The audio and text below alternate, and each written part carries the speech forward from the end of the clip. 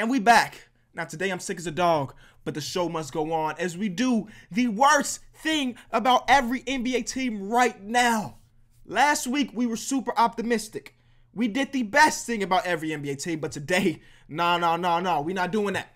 We talking a lot of trash. And if that's not the type of video for you, I advise you to click off and go to the other video where I was lovey-dovey and showing a lot of love to every team. But today we're doing the exact opposite. Now, it's kind of hard. For some teams, it was hard for me to think about a bad thing because they're doing so well. Or like the bottom teams in the league. What's the worst thing about the Cavs? They're losing, but that's also the best thing. You know what I mean? So, once we get towards the end of this list, it get a little wishy-washy. Like, Kenny, is that really the worst thing about it? So yeah, keep that in mind.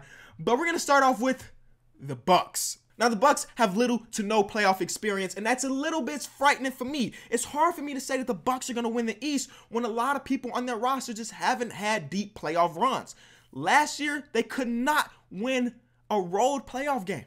Now this year, they're the best road team in the regular season, but once the playoffs comes around, it's a little bit different, you know? Teams have a time period to study your team and try to stop you for 4 out of 7 games. As good as the Bucks are, and trust me, they could definitely win the East, it's hard for me to say they are the favorite because they don't have many experienced playoff players. Now with the Warriors, y'all know what the worst thing about them is, and that's that Kevin Durant is probably going to be leaving this offseason. I say probably for me, that's not sources or nothing. It just feels like this is the time for Kevin Durant to go on to his next chapter and move to another team. Now with the Raptors, the real question is, which Kyle Lowry will we get once the playoffs comes around? Because I know historically he just doesn't really show up in the playoffs, and that's frightening for a team that's trying to win a championship. Last year, he had a great playoff run, but a few years before that, like in 2015, 2016, when they were going to the Eastern Conference Finals, it was hard to even notice he was on the floor a lot of the times. And when you were noticing he was on the floor, he was like turning the ball over, taking bad shots. So the real question is, are we going to get the all-star caliber Kyle Lowry or not? Now, the Nuggets is very similar to what I said with the Bucks. They don't really have players with deep playoff experience. Like last year, they weren't even in the playoffs. So we're trying to say that a team that wasn't in the playoffs last year is going to make a jump and make a Western Conference Finals run. It's hard for me to see that happening, especially when we have Nikola Jokic, who's, as we all know, not that great of a defender. And we saw that magnified a few nights ago when they were playing against the Jazz. They were putting him in pick and roll defense, and it just seemed like he didn't know what to do. And that's kind of frightening for me. As good as Jokic is on the offensive side of the ball, he still lacks it a lot on the defense. In the playoffs, that defense is what really matters. The Pacers don't have Victor Oladipo, and as good as they've been without him so far, once the playoff comes around, you're going to need somebody to be that guy to take those big-time shots and make those big-time shots. And that was Victor Oladipo from last season and from this season when he was healthy.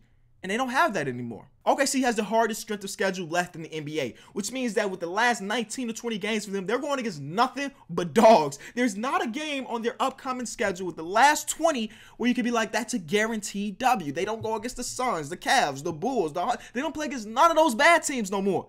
It's all like playoff caliber teams from this point out. And right now they're sitting at the 3 seed. They're tied with the Portland Trailblazers. There's one game above the Houston Rockets. So if they struggle in these last 19, 20 games, then you can see them falling down in the standings, and they don't have home court advantage in that first round. The 76ers, we may see a replica of what happened last year in the playoffs happen this year. And that's teams not guarding Ben Simmons. That was one of the main reasons why they struggled and they couldn't get out of the second round, is because Brad Stevens orchestrated this great defensive plan to just play off of Ben Simmons. And they can trap here and there. They can really dig in on Joel Embiid because Ben Simmons lacks a jump shot. And I really think that the lack of jump shot could be the biggest thing that makes this team struggle. I still think this team could win the Eastern Conference, but Ben Simmons' lack of a jumper may be a problem. The Blazers still left a bad taste in our mouth from last year, and as good as they've been this year, it's hard for me to really believe in them because of how they lacked intensity and how they got swept in the first round last year. Now, the Celtics, their lack of cohesion you can see from a mile away. They're 3-7 in the last 10, and this is the worst time to really be questioning a team because they're trying to make this playoff run. And if they continue this, what they've been doing for the last 10 games into the playoffs, they're not going to do anything. Now, the Houston Rockets, their whole James Harden ISO-heavy basketball is kind of a worry for me because he's been playing his butt off all season long. Y'all know what he's averaging. But once the playoffs comes around, who knows? What if he's tired? He just played 82 games of this ISO-heavy ball where he's averaging 35. The playoffs can come around, his legs are beat, And then who else is beat? They're beat if he can't come out and perform the way he's been all season. Now, the Brooklyn Nets have started to skid recently, and they're not safe. They're not safe. It felt like they were safe to make the playoffs, but now with their recent struggles, they are not safe. They're the 7th seed right now, just 2 games above falling out, and they have the 3rd hardest schedule left in the NBA. It's a scary sight, man. I really want to see them in the playoffs, but recently they just haven't been looking very good. With the Utah Jazz, they have this great defensive player in Rudy Gobert, right? He's one of the best rim protectors in this league right now, defensive player of the year. But sometimes it seems like he can be unplayable, and we saw that against the Bucks a few nights ago. He struggles on the perimeter, which makes sense. He's a 7-foot dude. He doesn't have the foot speed to keep up with some of the elite perimeter players. But we saw that in the playoffs last year when he was switched on to James Harden. He was cooked. He was cooked. So if you're playing against a team that's pick and roll heavy and you have to switch, Rudy Gobert is getting cooked. And that's scary because they're going against a lot of teams in the Western Conference that do that pick and roll offense. The Pistons still lack perimeter offense. I know Reggie Jackson has been pretty good over the last 10 or so games, but how much will you rely on Reggie Jackson when the playoffs comes around? Hopefully not a lot. San Antonio Spurs are 3-7 in their last 10, and they have the 2nd worst defense in the league behind the Lakers in those 10 games.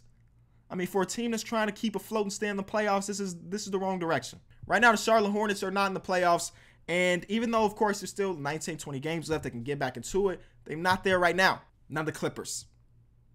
This is going to be weird. I don't see many bad things about the Clippers right now. Obviously, they're not a championship contender, but they're keeping their playoff spot after trading Tobias Harris. Everybody's playing well. What's the worst thing I can say about the Clippers? I don't know. That they may get swept when the playoffs come around? Maybe? I don't know.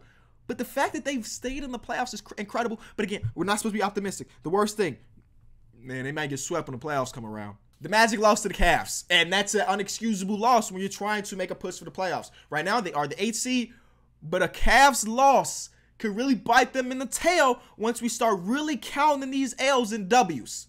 The Kings are starting to look like that young team again. And that's a bad thing because young teams usually don't make the playoffs. And losing their last 3 is kind of a downer because now they're really sliding down. But luckily for them, they play against the Knicks twice this week. They need those 2 W's. Miami, it's not even just a bad thing for Miami. It's basically for the whole NBA world. Dwayne Wade is done after the season. We have like 18 games left of watching Dwayne Wade. It's sad to say. He's one of the guys I grew up with. Chicago legend. He's gone after this season. Now, the Lakers, they just suck, man. It is unexcusable to lose to the Suns, to the Cavs, to the Knicks, to the Hawks, to a tanking Grizzlies team, to the Pelicans without AD. Those are 6 losses on their record that they should not have. And you turn those 6 losses, let's say you turn 4 of those losses into wins, you're back in the playoff, baby. But since they lost these games, they're not there. We're about to potentially have a playoff year without LeBron. That is crazy to me. I don't know how it's going to be. Are the numbers going to be down because nobody's tuning in because LeBron's not there? I don't know. But the Lakers suck. Now, with the Wizards, they don't really have space to make anything happen this offseason. Of course, John Wall will come back in about 11 months. But since they have so much money wrapped up, it's not many moves that they can do besides like trading Bradley Beal, which they seem like they don't want to do. So I don't know what the future of the Washington Wizards look like. Now, with the Timberwolves, their playoff hopes are pretty much dim. It's almost over. I think 538 said there's a 2% chance that they make the playoffs, and that's a sad thing. They just lost to the Hawks and the Wizards this week, so those are not very good losses. And because of that, they're pretty much out. They're behind the Lakers. Call it a season. Now, with these final couple teams, it's going to be a little bit weird because we're getting to tanking round. Teams that are not really trying to win. They're trying to pile up future assets. So the Hawks, the worst thing about them is that they've been winning games recently.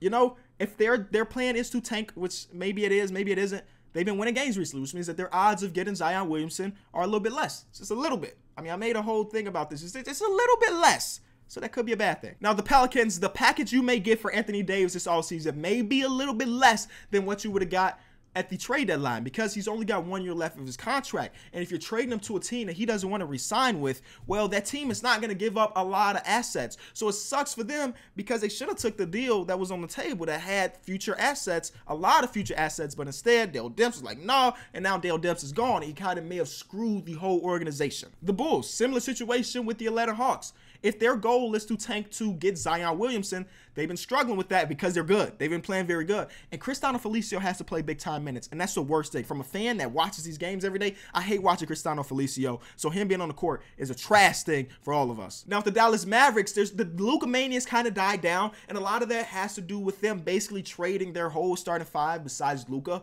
and they suck now. And since they suck, we don't see those clutch situations with Luka anymore because they're down by 15 every night. The Cavs, what can I say? They're trash, and that's a good thing for the Cavs because they want Zion. So the worst thing about them is, I don't know. I really don't know. Channing Frye is retiring? Like, what's the worst thing about the Cavs? They suck, but that's a good thing. So let's go with Channing Frye. Channing? He's gone. The Grizzlies, it's still weird to me, the packages they got for Marc Gasol, or the fact that they traded 2 second-round picks for Justin Holiday. Just a lot of their recent trade history just looks kind of bad once you think about it. But who knows? Jonas Valanciunas could take a step next season, or DeLon Wright maybe. I don't really know. But the packages they got for Marc Gasol is a little bit weird to me, and it's kind of bad. They didn't get any like real future assets. No super young players, no first-round picks, no picks at all really. The Knicks. The worst thing about them is that there's a potential chance that they don't sign any big-name free agent. And if they don't sign any big-name free agent, what do they have? They shipped off Kristaps. What do you have? Dennis Smith Jr., Frank Ntilikina, and Kevin Knox, and Mitchell Robinson, which is cool. But if your goal is to sign these max free agents and you don't sign any of them, that's a scary sight. And lastly, with the Suns, it's kind of their recent draft history. Like in 2016, they had 2 first-round picks, and they missed on both. Dragan Bender's really not anything, and they've already got rid of Marquise Chris. Can you imagine if they would have hit on at least one of those draft choices? I mean, this season, they didn't come into this thinking they were going to tank. Devin Booker said he wanted to make the playoffs. They made a signing of Trevor Ariza, who come in and help them as a veteran, and here they are still the worst team in the league, which is cool because now their chance of getting Zion is like 14%, which is fine. But coming into the season, that wasn't really their goal. And that's it, guys. Those are the worst things, in my opinion, about every NBA team. Again, this is the opposite of last week's video, so if you want to see some positive things, go watch that one. This is McKinney. I'll be back tomorrow. Peace.